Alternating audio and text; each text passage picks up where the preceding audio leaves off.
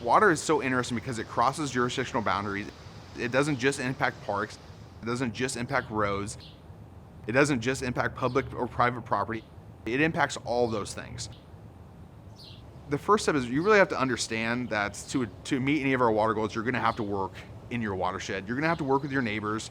It's going to be different and it's going to be difficult, but the end goal is you're going to be able to achieve more. You're going to be actually able to reduce flooding. You're actually going to be able to improve water quality. You're going to be able to save houses in your community, but you're going to have to work with your neighbors. The city and county are going to have to work together. And within a department, to fix these water issues, multiple departments are going to have to work together. That's the only way to get it done. Cities were not a major part of that conversation about water quality. We've seen that changing quickly over the last several years because their voters have the expectation of what are we doing to improve water quality? And more people each year are asking that question. What are we doing to improve water quality? And that's where I think the partnerships are really flourishing is for the first time, the cities are really coming to the table and saying, what can we do to be a part of this conversation? And it's really mixing things up. It's bringing new resources, new people. They're really coming to the table saying, what can we do to partner with agricultural folks?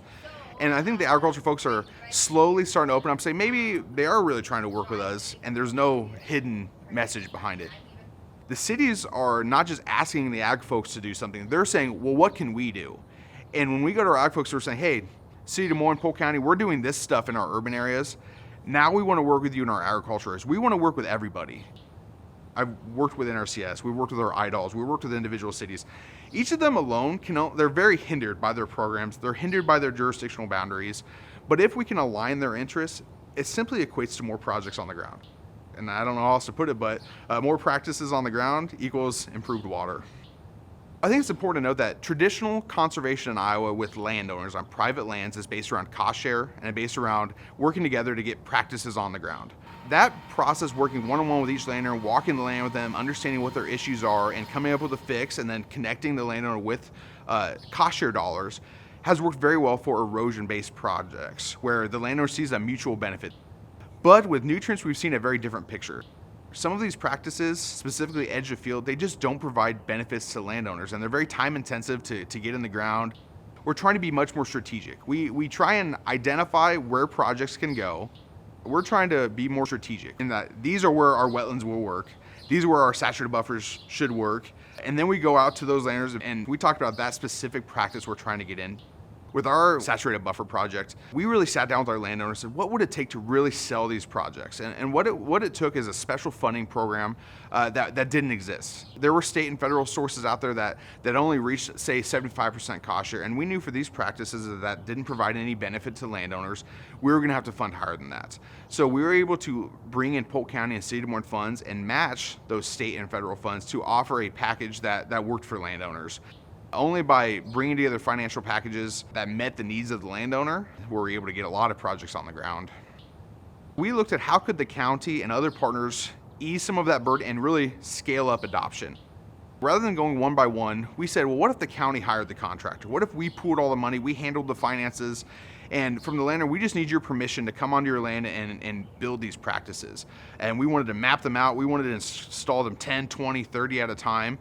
And at the end of the day, for these practices that weren't providing much benefit to landowners and we were seeing very low adoption rates, we went from 5 over 5 years to 51 in 1 year and a goal of over 100 next year. So we've really seen the scalability. It's incredibly more efficient to go out and survey 10 sites in a day rather than 10 sites over the course of a year. It's way more efficient to build 10 in a day rather than 10 over the course of a year. When we get groups of landowners participating, that's really when we're seeing true success. Rather than, I'm John, I'm with the county, and I'm here to help you do conservation, and trying to make that introduction, we're now getting to a point where we're working with enough landowners that they're literally calling me and saying, John, I hear you're working with my neighbor, my 2 neighbors to the south of me. What do you got going on? I'd love to learn a bit more about it. And that's when we're seeing kind of the true success of the project. People coming to us wanting to participate in conservation. Right now, we're in the heart of Polk County, standing right along 4 Mile Creek in our area we're developing as the 4 Mile Creek Greenway, which is an area where across the board we're looking at restoring the floodplain, removing houses, and improving water quality from top to bottom along 4 Mile Creek. What's really exciting about this project is there's many different forces driving it. From some angles on the upstream sides of the watershed, we have partners that really want to improve water quality. Downstream, we have huge flooding issues where we've actually removed several hundred houses out of the floodplain. So even recreation. And while 4 Mile Creek's a rather small watershed, just next to us here, we have our first water trails access, which is an effort to get people recreating more on our water bodies. So water quality, flood control, recreation, it's really a merging of all these different purposes in this watershed. It's been a huge layering of partners. From top to bottom, we brought in state, local, and federal. From NRCS on the federal side to the Iowa Department of Natural Resources and Department of Ag and Land Stewardship on the state side. To our local partners, we have Polk County Public Works, who I represent. We have our county conservation departments, City of Des Moines, City of Pleasant Hill. And we see all these partners come together where they see their mutual benefits, bringing their own programs, their own dollars, their own people power to the table.